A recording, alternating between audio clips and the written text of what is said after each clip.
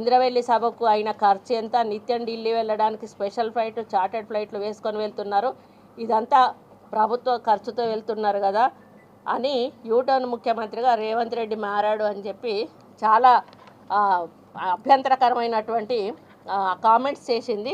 అమ్మ తల్లి, నేను ఒక్కటే అడుగుతా ఉన్నా, భద్రాద్రి శ్రీరాముడికి పట్టు వస్త్రాలు పట్టుకొని పోయిండు మీ అన్న కొడుకు.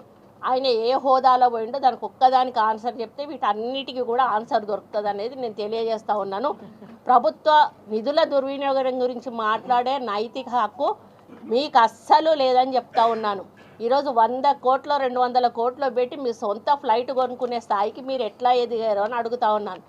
అమెరికాలో అంట్లు దోమికునేటోళ్ళు వచ్చి ఈరోజు తెలంగాణ ప్రజల సొమ్మును దోసుకొని తిని కోట్ల రూపాయలు కోట్లకు పడగలెత్తి ఈరోజు ప్రజాధనాన్ని దుర్వినియోగం చేసింది మీరు కాదా అని చెప్పి అడుగుతా ఉన్నాను.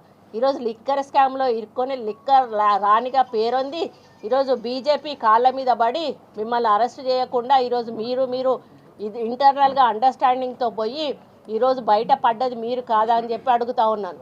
కాబట్టి కాంగ్రెస్ పార్టీని ఈరోజు ప్రజలు విశ్వసించారు, మిమ్మల్ని బీజేపీ పార్టీని నమ్మలేదు కాబట్టే, మీరు చేసే మోసాలు గుర్తించారు కాబట్టే, మీరు చేస్తున్న ప్రజాధనం యొక్క దుర్వినియోగాన్ని గుర్తించారు కాబట్టే, పేదల గురించి పట్టించుకోవడం లేదు కాబట్టే ఈరోజు పేదల పాలన అంటే కాంగ్రెస్ పార్టీ ద్వారానే అవుతుందని వాళ్ళు తెలుసుకున్నారు కాబట్టి ఈరోజు కాంగ్రెస్ పార్టీని అధికారంలోకి తీసుకొచ్చారు.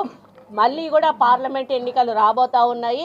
నేను ఈ వేదిక మీద నుంచి కవిత గారిని చెప్తా ఉన్నాను, అమ్మ నిలబడు, మళ్ళీ నిజామాబాద్ నుంచి నిలబడతావా, ఒకవేళ ఆడ ఓడిపోయినా అని చెప్పి భయపడి ఇంకో దగ్గర నుంచి నిలబడతావా, ఎక్కడి నుంచి నిలబడతావో నిలబడతాలి. ఈసారి నిన్ను కూడా ఖచ్చితంగా మళ్ళీ ఈ తెలంగాణ ప్రజలు ఓడగొడతారు.